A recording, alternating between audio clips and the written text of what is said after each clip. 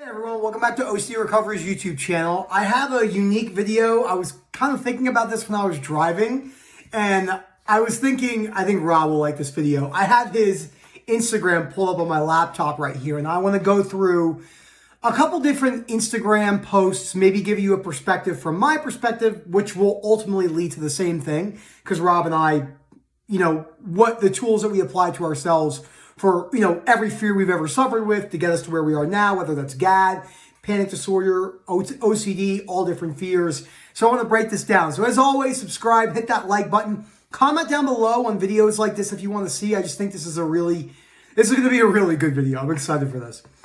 Let's just do the very first one, the last post. So health OCD holds the upper hand till you are willing for any disease to happen. This doesn't mean you would like it. It means you would give up the internal resistance and control of it's never allowed to happen in my reality. So the one thing when it comes to health OCD, you obviously have the large compulsions, right? We're not talking about the automatic rumination that happens and all the intrusive images, thoughts, sensations that happens when you see a lump on you and then your brain convinces you that it's stage 4 cancer. We're saying that when it comes to health OCD, the most important aspect of breaking down health OCD is a couple different parts. Breaking down the fear of death and missing out on life if you die early from stage 4 cancer. Breaking down deservingness and fairness, that you don't deserve to have certain things in your life. Now, universal deservingness and fairness has never existed. I mean, if you look at the entirety of human existence, until very recently, most humans died from disease, famine, murder, war, anything violent and really kind of not that pleasant. I mean, think about the way how people died from the years 1500 and below, 1800 and below.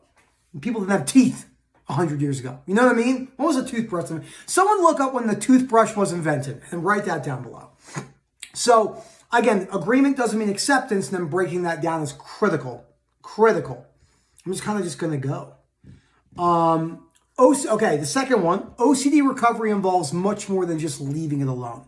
Now, uncertainty, moving with patience, and so on the reading list, you have Self-Help for Your Nerves, which is the second book, and then At Last the Light by At Last the Light by Paul David, which is the fifth book.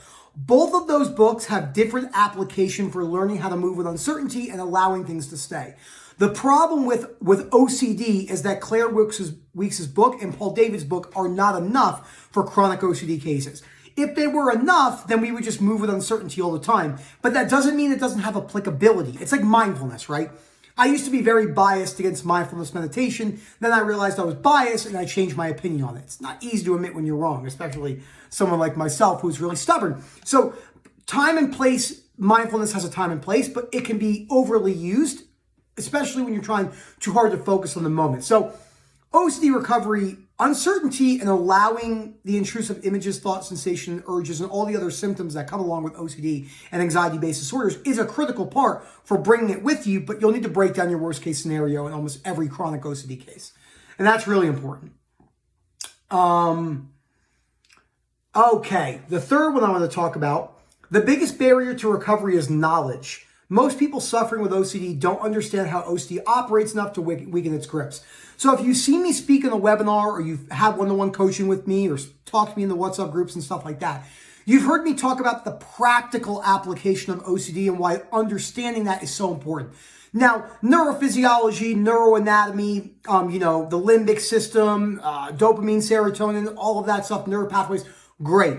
Cool, not necessary. The average person, those terminologies are really for providers that work in the medical field. They're not for the average person who's not medical. You wouldn't go up to a plumber and say, hey, did you know about the cerebral cortex? Did you know about the basal ganglia? And this is what's happening. No, none of that stuff is important. That stuff is important for providers to communicate with doctor talk, okay? Doctor lingo. Not what we need to know. Cool to understand. I read neuro all the time, but I know it's not going to actually lead me to recovery. What does lead you to recovery is realizing that OCD has no barriers. There's no rules. If you suffered with 20 themes and you develop the 21st, there's no rule saying you can't do that. So breaking that down is so critical when it comes to understanding the practicality of OCD. That is what's important. Oh, number 4, right below. Tracking your compulsions by writing them down or logging them are usually compulsion itself. Now, Rob and I get asked constantly about tracking apps. Now, look, Do I think there's a time and place for, say, POCD or harm OCD sufferers? You don't want to take a POCD sufferer and throw them in their number one exposure, especially if they're new coming in for coaching or a webinar. They're just going to crumble.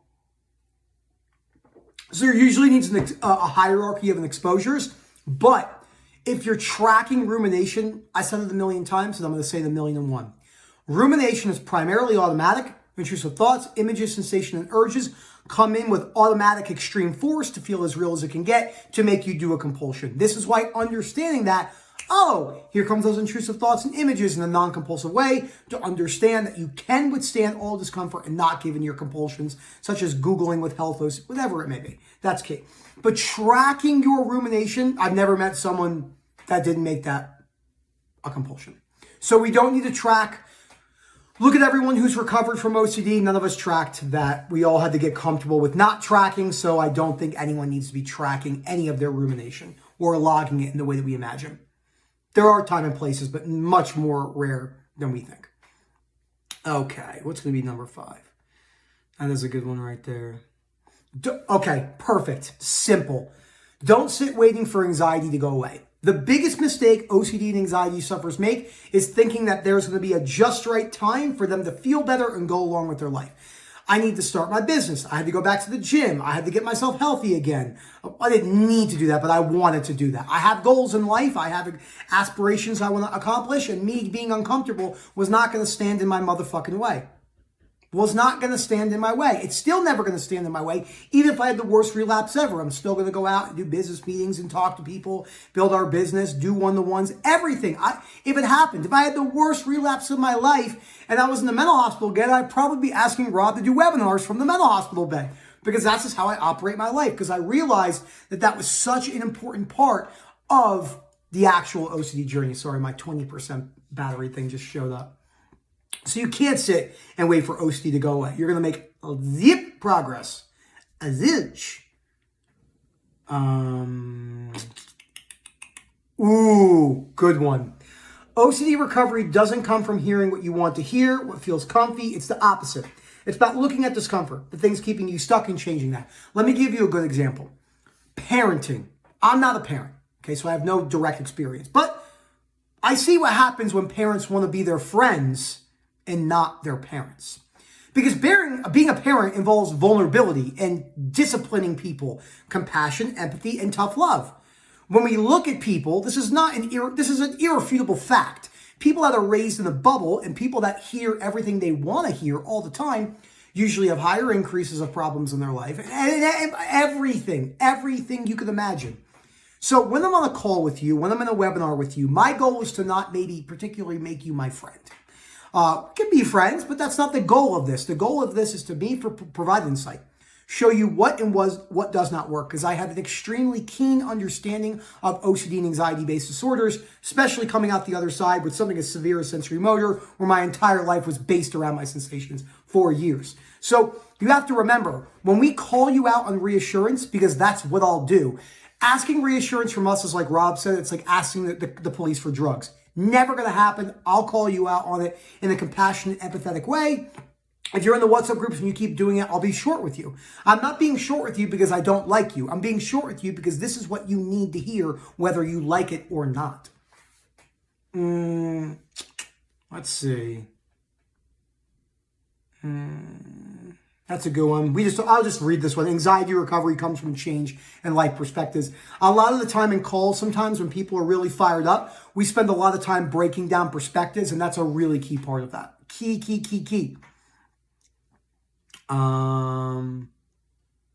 Here's a good one. Avoidance isn't harmless. Avoidance keeps the OCD cycle going. We often think avoiding a few things is no big deal, but in fact, we're trading our freedom for the illusion of safety. Don't make this mistake. So if you were trying to recover from alcoholism and you went to a treatment center and you said, hey, I drink 35 beers a day. Is it okay if I drink 2 here? I'm just leaving that. The answer is no. They're going to kick you out of the rehab center. They don't do that because they don't like you. They do it because that's not what Alcoholic Anonymous or wherever you're going, a rehab center is doing. It's like asking us for reassurance. So a lot of people, when I talk to them on one-to-one calls, this is what they'll say to me. Yeah, I cut down compulsions 95%. That's literally like saying the alcoholic metaphor analogy I just used. You have to go cold turkey. And yes, you'll fall off the horse in getting back on and applying, acceptance, unconditional self-acceptance is key. But thinking you could leave some and make the progress you want to make is never going to happen. I promise you that. I see it all the time. Directly into the next one. Your parents don't owe you recovery. Nobody does. Now, let me be pretty blunt about this. OCD recovery is more than likely one of the most difficult things you'll ever do in your life. Might not be the most difficult. Who knows what happens? You might lose your entire family in front of you in a car accident, like waiting for them. Like, you might go through something really, really tough. But the biggest problem in the OCD community is people telling you that it's other people's responsibility to get you better. Jim Rohn who Rob and I like a lot, was Tony Robbins' mentor. And he has a great quote in life. And that quote goes, "There's no bigger sign of human maturity than taking responsibility for what you can take responsibility of." That is, you can't control having OCD. Doesn't matter, dead end. We always talk about this. Diving into the past goes nowhere. You have responsibility to get yourself better. Nobody else has the responsibility to do that but you. If you want to build a business, that's your responsibility. If you want to become more spiritual, that's your responsibility. This is your responsibility, nobody else. Listen, I love joking and I love humor, but there's some things it's good to be serious about, and this is one of those things, because your entire life is going to go by. You know, you'll think, I'll work on it in a couple of years. You might die in a couple of years. You want to work on it right now. You know, there's no better time to work on OCD recovery right now. Hashtag Rob Ray. Great. Okay.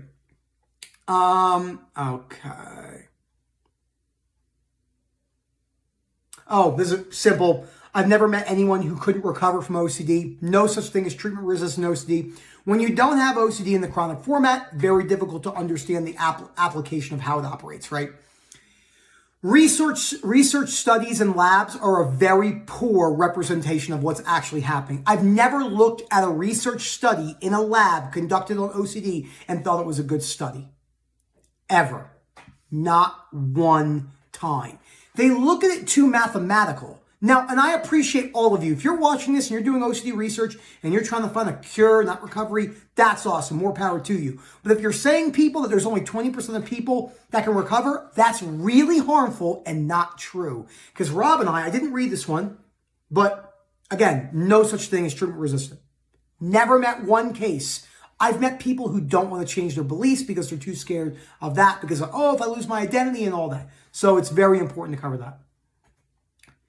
Ooh, good one. Pulling the Paul Little, by the way. Paul Little's here, by the way. He's sleeping at my house in 2 days. Fear is a teacher. The OCD recovery journey can be your most empowering experience. Okay.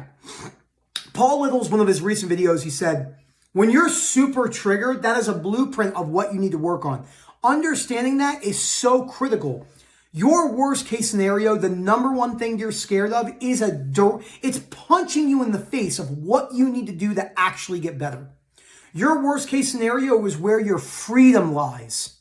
Now, you could still have freedom and be chronically suffering, but the freedom in the sense that you want, which is OCD recovery. No chronic anxiety, shame, guilt, basically factory reset, and stuff like that. I'll read one more. No, I got excited, but then I didn't. You know what? Let's end it with the good one. Having OCD in the 1100s, zero chance of recovery. 1200 and 1960, zero chance of recovery. 1960 recovery is possible, but nearly impossible to find help. Today, OCD is still misunderstood, but it's much better than any time before. Flipping around the gratitude about how lucky you are to have OCD right now instead of the thousands of years in human history, we actually know what it's like to get better.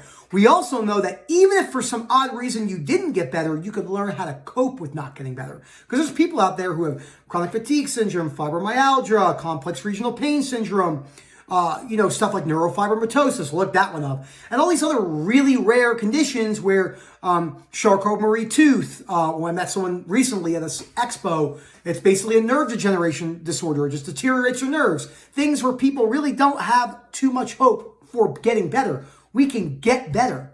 This is key. So I hope you enjoyed this video. Let me know if you like this type of video. This is a lot of fun. I might actually do like a 3-part series of this. I'm going to leave this up so I know where I am. Having OCD in the 1100s. Thank you so much. Comment down below. As always, have a great day.